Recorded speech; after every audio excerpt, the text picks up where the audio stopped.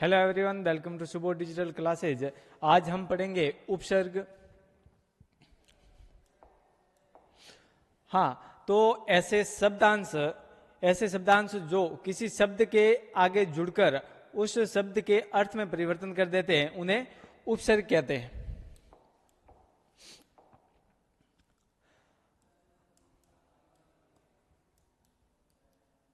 हाँ, तो उपसर्ग की परिभाषा है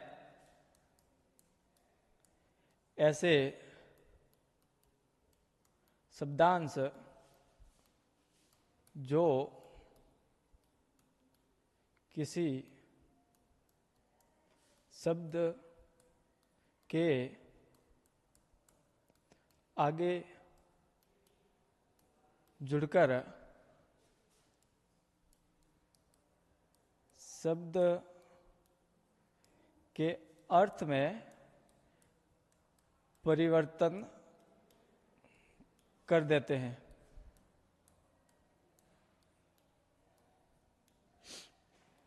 उन्हें उपसर्ग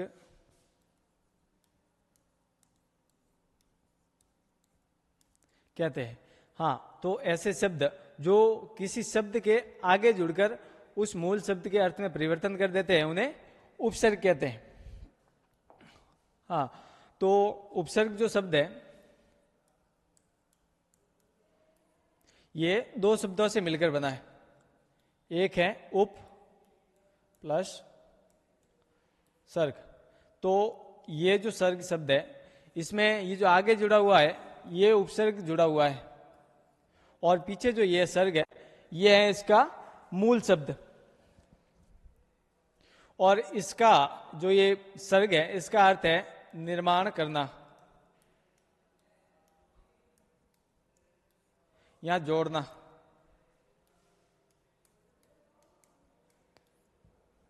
निर्माण करना या जोड़ना। अब आगे है उपसर्ग के भेद।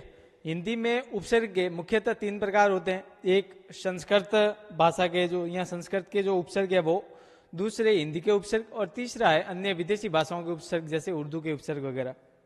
ठीक है, तो आज हम पढ़ेंगे संस्कृत के उपसर्ग के बारे में।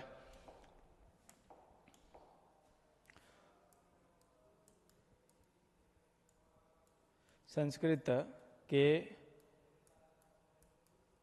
उपसर्ग। हाँ, तो संस्कृत में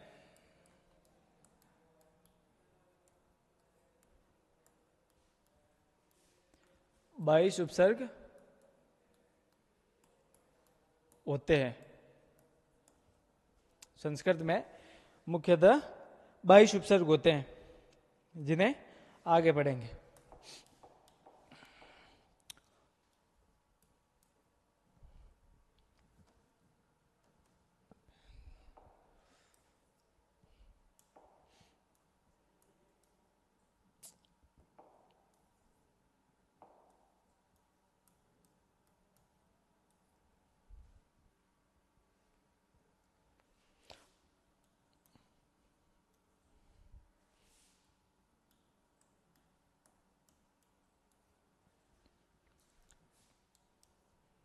हाँ, तो पहला है अति। अति का अर्थ है अधिक या ऊपर। और इसके उदाहरण है अति प्रिय, अतिरिक्त, अत्यधिक। अति प्रिय, अतिरिक्त और अत्यधिक।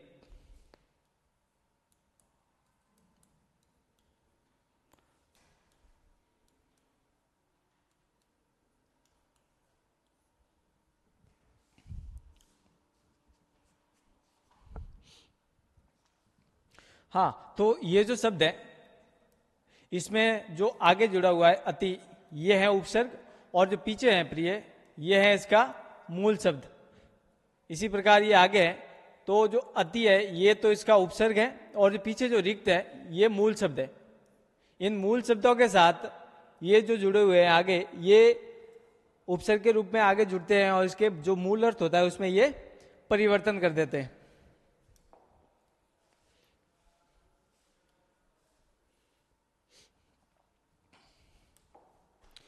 आगे दूसरा है अधि।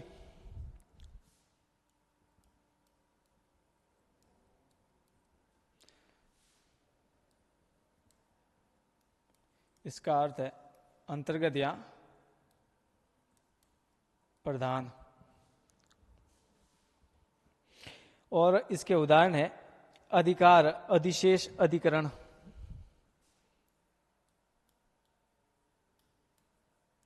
अधिकार, अधिशेष और अधिकरण। इसी में भी ये जो आगे अधि जुड़ा हुआ है ये उपसर्ग है, और ये जो कार है ये इसका मूल शब्द है।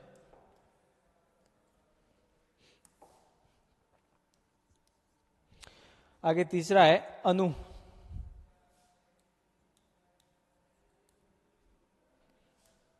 और इसका अर्थ है सादृश्य या पीछे, और इसके उदाहरण है अनुकरण, अनुसंधान,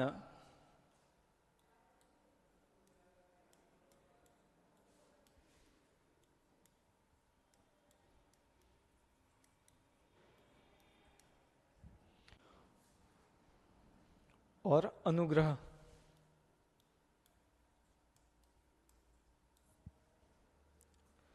आगे स्वतः है अप।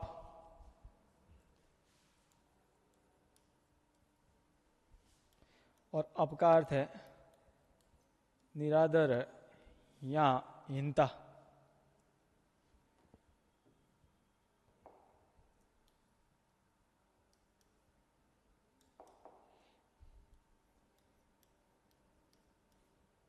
निरादर या हीनता।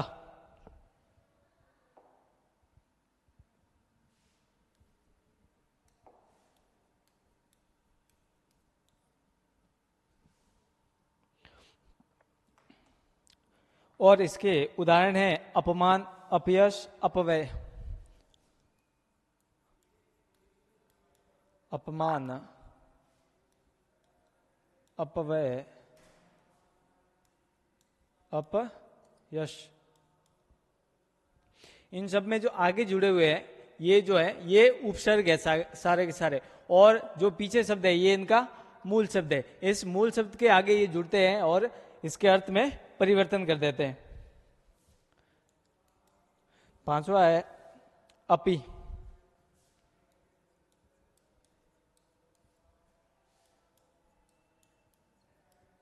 अपि का अर्थ है निश्चय या भी।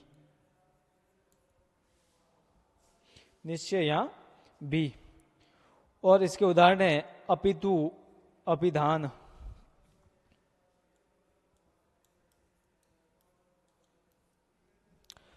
अपितु और अपिधान।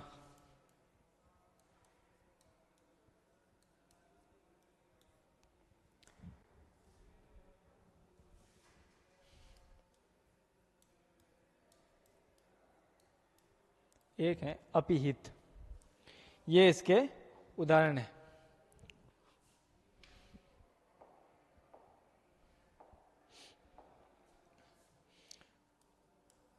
छठा है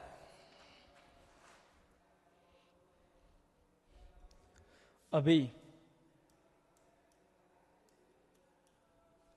और अभी का अर्थ है पास या सामने।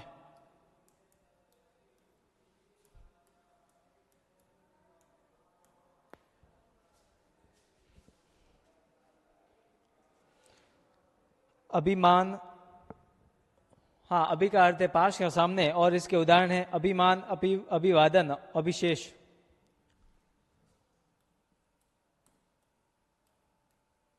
अभिमान, अभिवादन, अविशेष। आगे है सातवां है अब।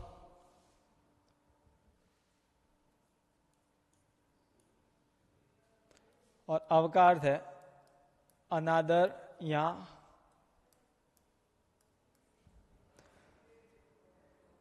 या हीनता।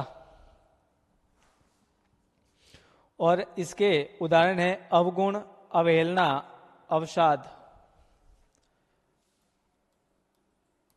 अवगुण,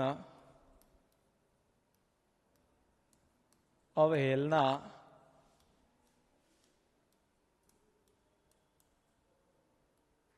अवसाद, ये इसके उदाहरण है।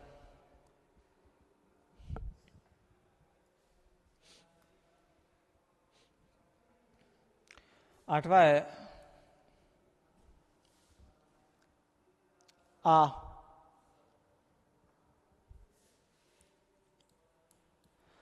आ का अर्थ है पूर्ण या विपरीत।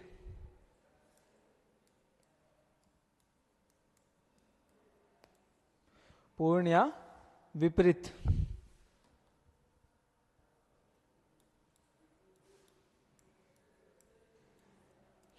और इसके उदाहरण है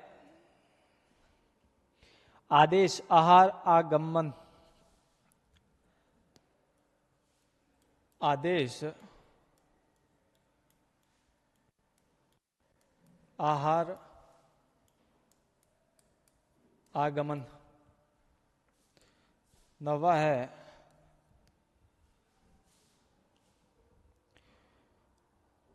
उप। और इस उप का अर्थ है समीपता या सहायता।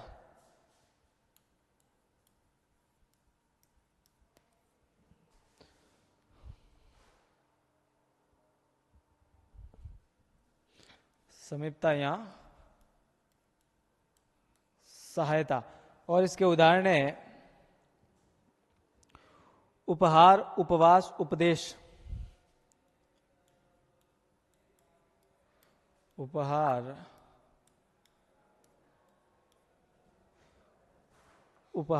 उपदेश, उपवास, ये इसके उदाहरण है। और 10वां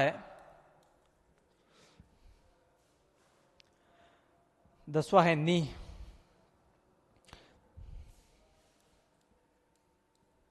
नी का अर्थ है निषेध या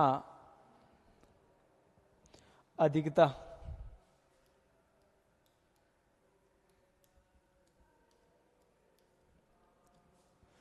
नी का अर्थ है निषेध या अधिकता। और इसके उदाहरण है निवारण, निषेध और निलय।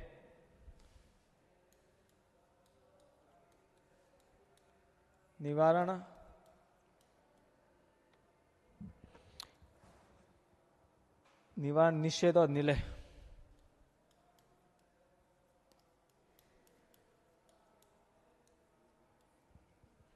तो ये 22 में से 10 जो उपसर्ग है ये थे, और आगे के हम पढ़ेंगे अगली क्लास में। Thank you.